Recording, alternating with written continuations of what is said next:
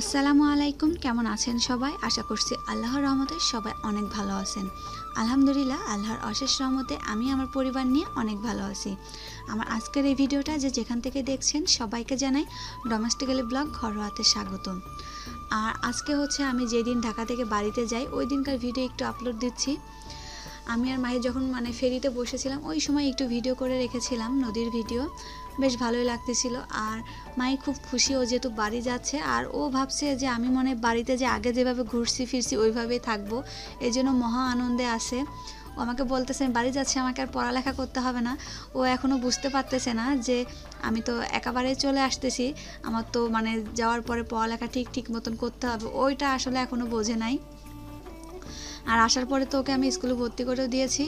আর আমরা তো পাটুরিয়া ঘাট থেকে আমরা দৌলতদিয়া ঘাটে চলে আসছি। আমরা এখন ফেরি থেকে নামবো, ফেরিটা ঘাটে চলে আসতে।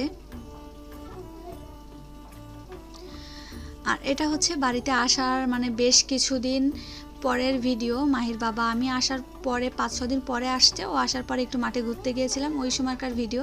সরিষা ফুল দেখে একটু ভিডিও করে রাখলাম। আর এই সময়টা আসলে মাঠটা অনেক ভালো লাগে। আর আমাদের গ্রামে মাঠে এবার পেঁয়াজটা বেশি লাগানো হয়েছে, সরিষা খুব কম আছে। আর আমরা হচ্ছে মাঠে গিয়েছিলাম কলা বাগান দেখার জন্য। আর কলা বাগান দেখে বাড়ি আসার সময় আমরা যেহেতু খালের ওই পাড়ে গিয়েছিলাম, এটা হচ্ছে বাঁশের সাঁকু। আর আমাদের কুষ্টিয়া ভাষায় এটাকে বলে ডোলং। হয়তো বা অন্যরা শুনে হাসবেন। এক দেশের গালি আর এক দেশের বলি, এটা হাসার কিছুই নাই। আমাদের গ্রামে বাঁশের সাঁকুটা খুব কম বলে, ডোলংটাই বেশি বলে। আর মাহিও নিজেই বলতেছে আম্মু আমাকে ধরবা না, আমি একাই পার হব। আর বাবা মেয়ে তো খুবই দুষ্টামি করতেছে। মাহির বাবা তো মাহিকে অনেক আদর করে, সব বাবারাই মেয়েকে অনেক আদর করে। মাহি দুষ্টামি করলেও বাবা খুব একটা ধমক দেয় না। যখন বিরক্ত হয় তখন আর কি বুঝায় যে মা এগুলো করো না, যখন না করবো তখন শুনবা।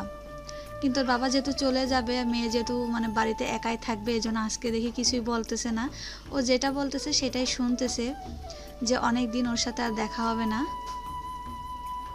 আর সামনে আছে আমার বোন, ও ক্যামেরার সামনে আসতে চাচ্ছে না, এজন্য আমি আর জোর করলাম না, থাক অন্যরা এক সময় আসবে ক্যামেরার সামনে। আর আমি যেহেতু হাঁটতে হাঁটতে ভিডিও করতেছিলাম, আমার কাছে তো কোনো ডিএসএলআর নাই। আমি মোবাইল দিয়ে যেই মোবাইলে আমি কথা বলি ওই মোবাইলটা দিয়েই ভিডিও করি, এই জন্য খুব একটা সুন্দর আসে না। আর হাঁটতে হাঁটতে করতেছি, এই জন্য ক্যামেরাটা একটু কেঁপে গেছে। আর ওইখানে আমি আর মাহি দাঁড়ায় আছি, আর বোনকে বললাম একটু ভিডিও করে দিতে।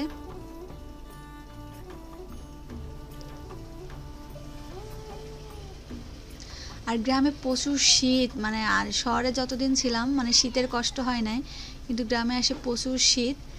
আর আমার আজকের এই ভিডিওটা যদি আপনাদের ভালো লাগে তাহলে প্লিজ আমার চ্যানেলটিতে সাবস্ক্রাইব করবেন, লাইক শেয়ার কমেন্ট আর পাশে থাকা ছোট্ট বেল বাটন অন করে দিবেন।